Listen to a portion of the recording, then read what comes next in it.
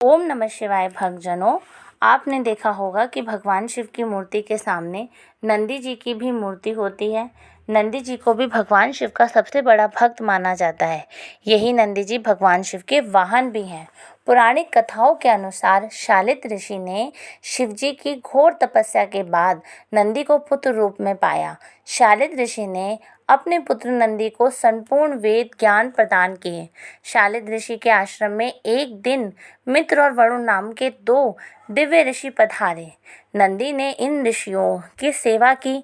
जब ऋषियों ने जाने लगे तो उन्होंने शालित ऋषि को लंबे और खुशहाल जीवन का आशीर्वाद दे दिया, लेकिन नंदी को आशीर्वाद नहीं दिया।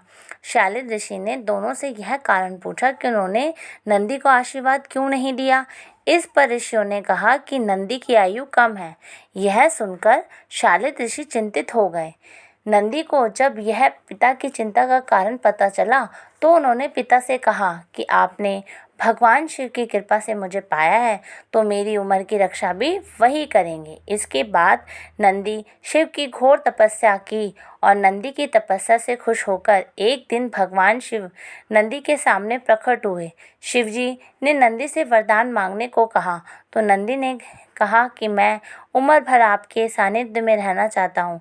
इस पर भगवान शिव ने उनको बैल का चेहरा देकर उनको अपने वाहन और गणों में सबसे श्रेष्ठ गणों के रूप में स्वीकार किया। और शिव जी का सबसे बड़े भक्त भी नंदी जी हैं। नंदी सिर्फ शिव जी की सवारी नहीं बल्कि वह शिव के सबसे बड़े भक्त भी हैं। कहा जाता है कि जब समुद्र मंथन में हलाहल विष निकला तो शिव जी ने उसे पी लिया, क्योंकि इससे संसार को बचाया जा सकता था।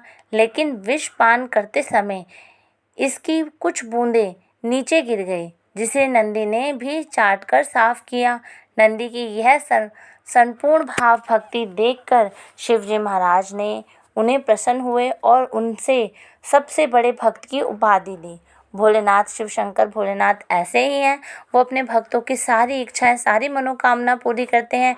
ज़्यादा से ज़्यादा कथाओं के लिए जय माता दी चैनल को सब्सक्राइब करें।